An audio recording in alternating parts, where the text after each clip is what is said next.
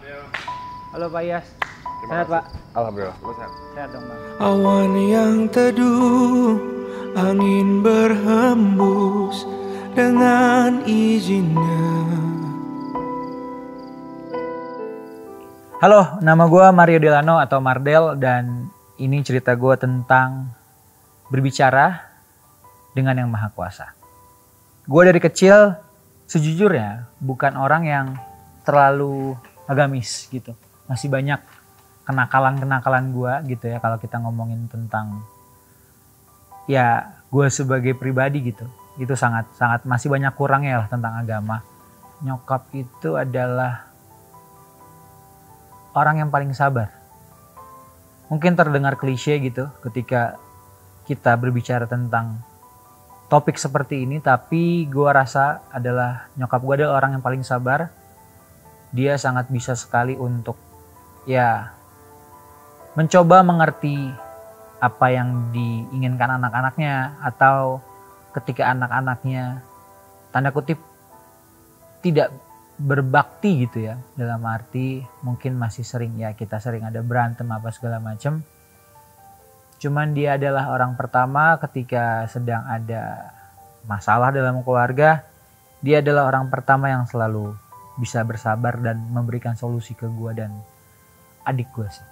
Kalau bisa dibilang happy, dia sangat happy sekali. Karena dia bilang, yo kalau bisa menikah sebelum umur 30 ya.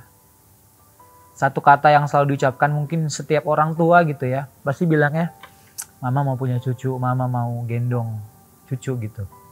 Ya gue menikah sebelum 30, tapi dia belum sempat lihat cucu dari gue. Itu sih yang ya gue sedih, tapi satu sisi lain kayak kata-kata yang selalu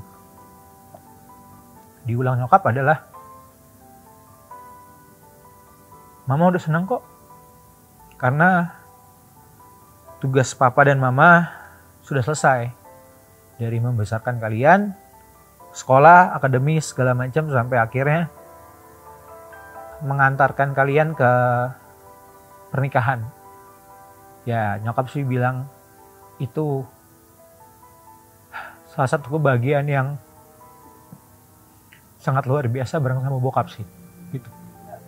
Bokap berpulang di bulan Januari, ya di tahun 2024, nyokap berpulang di bulan Februari. Hanya selang 1 tahun sebulan.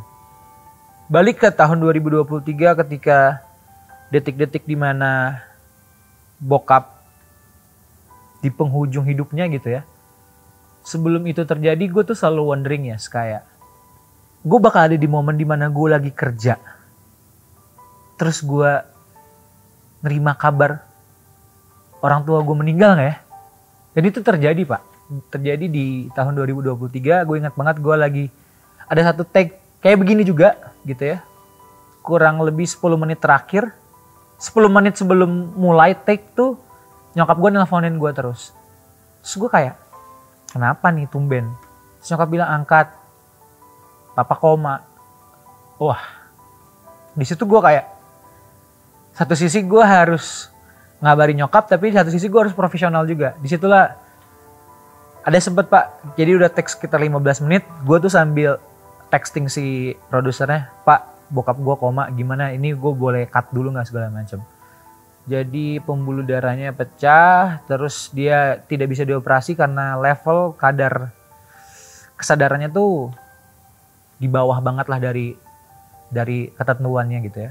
Ya udah akhirnya sempet dikasih semacam surat gitu ya, kalau misalnya mungkin ada yang lagi nonton pernah merasakan yang sama kayak gue ketika orang tuanya dibawa ke rumah sakit. Jadi ada semacam surat persetujuan gitu, kalau memang apa yang kita harapkan tidak bisa terjadi, kita sudah siap dengan kemungkinan terburuk. Jadi disitulah gue kayak bukan lumayan lagi, gue hancur banget. Apalagi mungkin ya gue bukan sebagai anak yang dekat dengan bokap gitu. Pasti kalau anak cowok ya nggak semua sih, tapi pasti ada aja yang kayak cekcoknya atau mungkin tidak satu paham atau pendapat sama bokap tuh pasti ada aja kan. Nah gue termasuk yang anak seperti itulah ke bokap gue. Gue diminta pulang ke rumah, tapi gue masih yang oke, nanti dikabarin ya. Singkat cerita, detik-detik dimana gue pulang, jadi posisinya ini gue dan nyokap, di belakang tuh bokap dan istri gue. Jadi kayak kita mau pamitan pulang. Terus gue salam sama nyokap kan, "Mah, aku pulang ya." Istri gue nyeletuk dari belakang kayak, "Nggak salam papa," gitu. Nah gue termasuk anak yang cuek ke bokap. Jadi gue, "Oh iya, ya pak pulang ya," gitu. Tapi gue tanpa salam gitu. Terus di sepersekian detik itu gue nggak tahu ini gue hiperbola atau enggak. Cuman di sepersekian detik itu gue mendengar bokap gue tuh kayak ngebisikin istri gue, "Ya udah nggak apa-apa," gitu. Tapi dalam konteks, ya udah gue nggak apa-apa, nggak usah salam bokap gitu, nggak usah salam tangannya. Ya ternyata momen itu yang momen terakhir gue ngobrol sama bokap. Terus ya pas dia koma itu gue benar-benar minta maaf, kayak gue belum bisa jadi anak yang baik gitu ya. Ya udah akhirnya gue ada momen gue bisikin dia, gue minta maaf. Tapi walau alam di detik-detik itu ketika gue nangis gue minta maaf, bokap nangis dengan kondisi komanya. Mungkin itu gue ngerasa kayak ya bokap udah nggak bisa ngapa-ngapain, tapi dia masih bisa mendengarkan gue. Terus gue juga minta maaf ke dia. Ya sisi itu yang gue ngerasa kayak ya gue gagal jadi anak gitu. Di mungkin 7 hari pertama, 40 hari pertama sampai 3 bulan 6 bulan tuh nyokap selalu bilang, "Mama tuh selalu dimimpiin papa," gitu. Nyokap tuh selalu bilang kayak, "Mama doain papa nyampe gak ya?" Karena keyakinannya berbeda.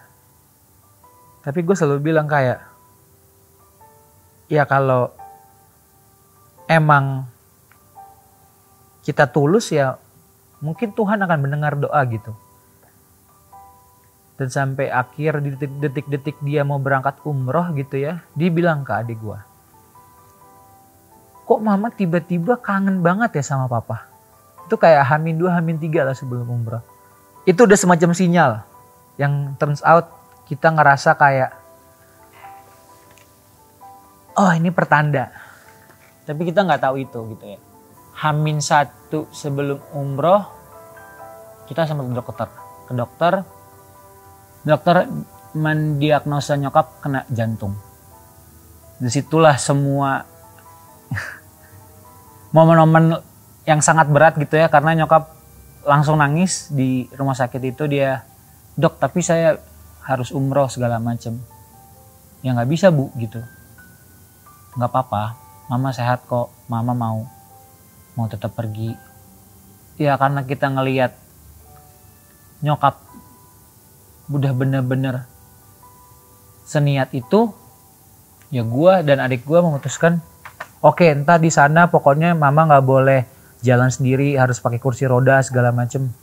Ya udah, hari ke-6 apa hari ke-7 di sana, nyokap gue jatuh dari tempat tidur. Sempat dibawa ke dokter, kita EKG lagi segala macem. Dokter bilang nggak ada jantung. "Dok, ini beneran gak sih? Beneran nggak ada jantung?" Nggak ada. Udah EKG segala macam. Terus kita di situ berasumsi, oh berarti yang misdiagnosa tuh adalah dokter Indonesia. Terus kita di situ ya udah, mungkin mama perlu istirahat aja di kamar. Di hari dia meninggal, dia nyeletuk gini ke adik gua. Nama adik gua kan Michael. "Kel, mama ngerasa kotor deh di sini. Mama ngerasa nggak pantas di tanah suci gitu. Mama mau mandi dong. Tolong siapin air panas di bathtub." Nyokap gue mandi. Selang berapa menit dari kamar mandi, kayak ada suara jatuh. Dibuka kamar mandi, nyokap gue meninggal dalam keadaan berendam. Atau kalau, koreksi gue kalau gue salah satu poin di mana orang mati syahid itu antara di perang atau dalam keadaan sakit atau tenggelam. Dan nyokap gua posisinya tanda kutip tenggelam. Dengan posisi badannya itu adalah serong ke kanan. Kenapa serong ke kanan? Karena jendela di sebelah sana itu langsung mengarah ke Ka'bah. Jadi nyokap gue meninggal dalam walam mati syahid. Di situ detik-detik di mana gue jauh ya, gue di Jakarta, gue nggak ikut umroh. Adik gue nelfon, gue nggak angkat dong, karena gue lagi siap-siap. Terus kak, angkat Arjen, teng. Posisi nyokap gue sudah dipakaikan baju, adik gue sudah nangis-nangis.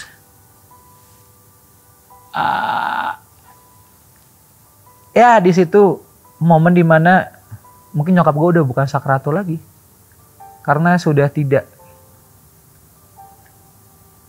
ada nafasnya, udah sempat ada pertolongan. Di situ kalau orang bilang ya dunia berasa hancur sehancur-hancurnya, yaitu gue minta ampun ke Allah, ya Allah kalau emang mama mau dipanggil, setidaknya nunggu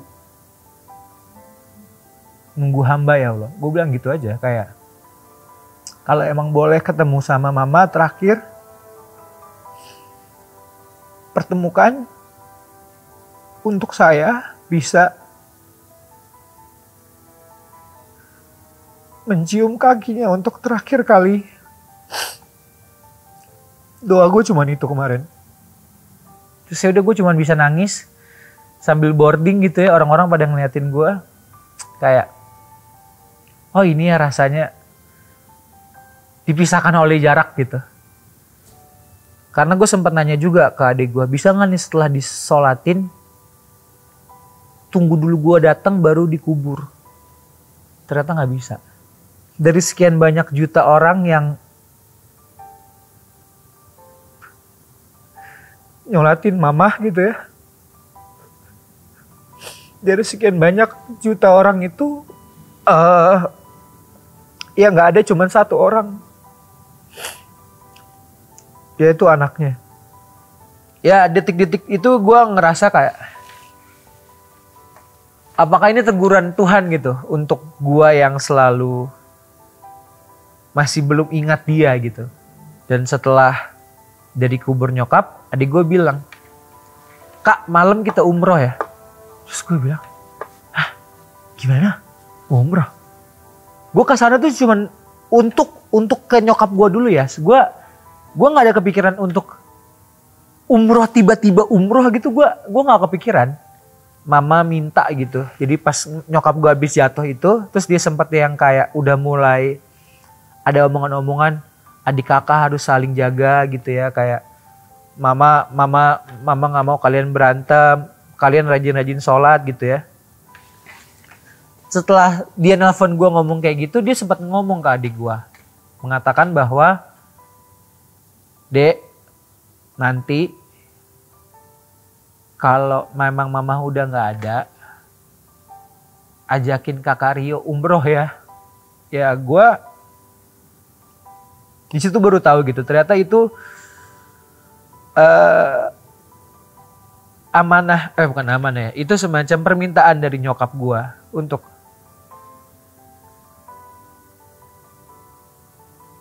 gue bisa umroh. Ya akhirnya ya gue bisa umroh gitu dengan permintaan nyokap gue. Terus pas gue umroh di Sabtu malamnya itu, gue ngerasa nggak pantas sih ya di situ. Karena ya gue masih banyak dosa lah, karena gue masih banyak belum bisa baik lah dalam urusan agama.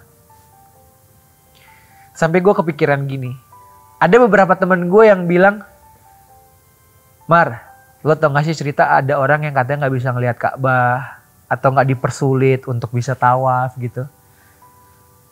Gue udah takut banget itu terjadi di gue. Jadi momen-momen dimana gue sudah mulai bersiap untuk umroh, kayak yaudahlah gue pasrah aja.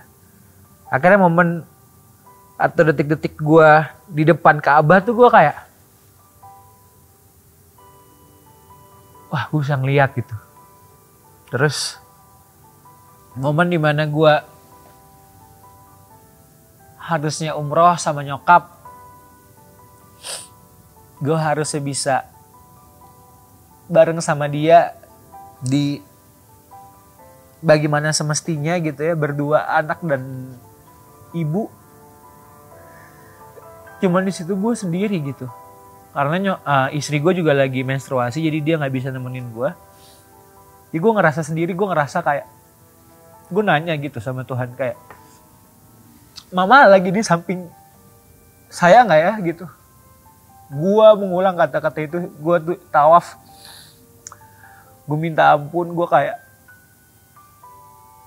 boleh nggak sih abis pulang dari, maksudnya malamnya setelah gue tawaf itu, boleh nggak sih kayak mama tuh mampir sebentar di mimpi gitu, setidaknya kasih tahu dia seneng anaknya udah bisa umroh, meskipun secara jasmaninya tuh dia nggak ada gitu. Gue memberanikan diri untuk bisa memegang Ka'bah gitu. Gue dengan, ya gue masih banyak dosa lagi tuh, gue ngerasa kayak bisa nggak ya? Karena kan di sana kan lumayan crowded ya Pak, susah lah gitu. Ya gue megang, akhirnya gue bisa megang Ka'bah gitu. Gue niatin buat, ini buat mama gitu. Gue mengulang kata-kata itu. Sampai akhirnya gue lupa di putaran ke-6 atau putaran terakhir tawaf wada, gue memberanikan diri untuk megang Hajar Aswad. Hal yang sangat, gue kayaknya tuh beyond banget buat gue gitu ya. Sempet kedorong beberapa kali gitu karena orang bener-bener yang kayak pengen megang, pengen cium apa segala macem. Ya di momen gue tuh kayak gue berapa kali tuh udah tinggal gini Pak, udah tinggal megang gitu Hajar Aswadnya, kedorong lagi. Terus gue bilang gini ke Allah, ya Allah kalau emang buat saya emang belum pantas gitu ya, emang nggak boleh, berikan saya kemudahan setidaknya ini untuk mama saya gitu. Nyokap gue sudah berpulang di rumahnya yang sekarang gitu ya. Ya meskipun jauh, ya tapi dia akan selalu dekat di dalam doa-doa gue sih. Ya jadi detik-detik gue berbicara kepada Tuhan, ya seperti itu. Muda sebelum tua,